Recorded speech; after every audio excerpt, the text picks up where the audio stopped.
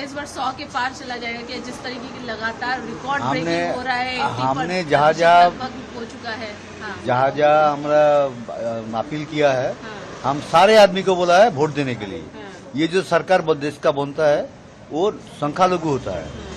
30% पूरा जो वोटर होता है उसका 30% 32% वोट पाकर सरकार बनती है, वो संख्यालघु वोटर ही होती है, वोट सरकार होता है।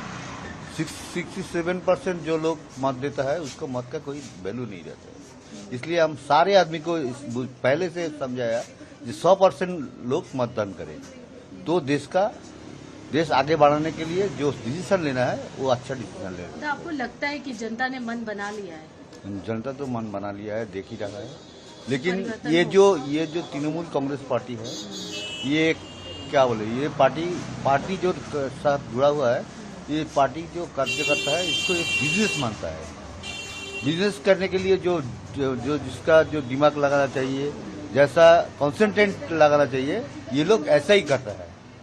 पूरा देखिए, जो पहले दिन से हम लोग जहाँ रैली करने का कोशिश किया, उन्होंने लोग क्या चाहिए, बीजेपी क्षमता ना आए, सीपीएम वोट पाए तो वोट काटे तो बीजेपी नहीं क्षमता नहीं, ये सब हम उन्होंने पहले दिन से चला है। आज हमने देखा खेला होबे की बात होती है और खेला होबे से खत्म हो गया। लेकिन भवानीपुर में देखा दीदी एकदम बाहर निकल आए। शुभेंदु दा ने बाकायदा कंप्लेन किया कि टीएमसी के गुंडे आ गए।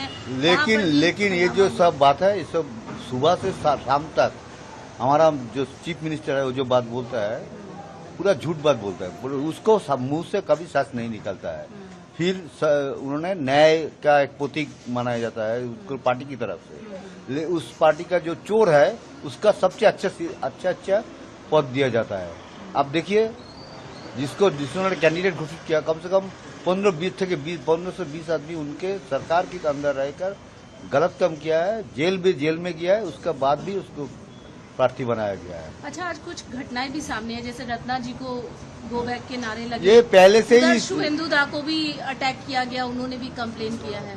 हाँ। ये जो हम लोग निर्वाचन में खड़ा हुआ है, ये ममता बनर्जी का नींद उड़ गया है। पहले जिस दिन हम लोग बोला है बीजेपी का कैंडिडेट बनेंगे, वो जब जान सका उस दिन से उसको नींद उड़ गया है। लेकिन आपको ऐसा क्यों लग रहा है, कुणाल घोष हो या जितने भी नेता है लगातार कह रहे हैं कि इलेक्शन कमीशन का मिसमैनेजमेंट है, फिर ये भी कहा जा रहा है कि यहाँ इतने फोर्सेस की जरूरत नहीं। आपको लगता है बीइंग अ कोलकाता के सिटीजन? देखिए इस साल में जो चुनाव हुआ है, सबसे अच्छी बात है किसी का मौत नहीं हुआ। हर इलेक्शन में पश्चिम बंगाल में 20-25 साल से इलेक्शन में कोई ना कोई मरते हैं। 10 आदमी 12 आदमी 220 आदमी एक म्यूनिसिपल पंचायत इलेक्शन में मरे थे। ये तो आपका सभी रिकॉर्ड आपका पास ही है।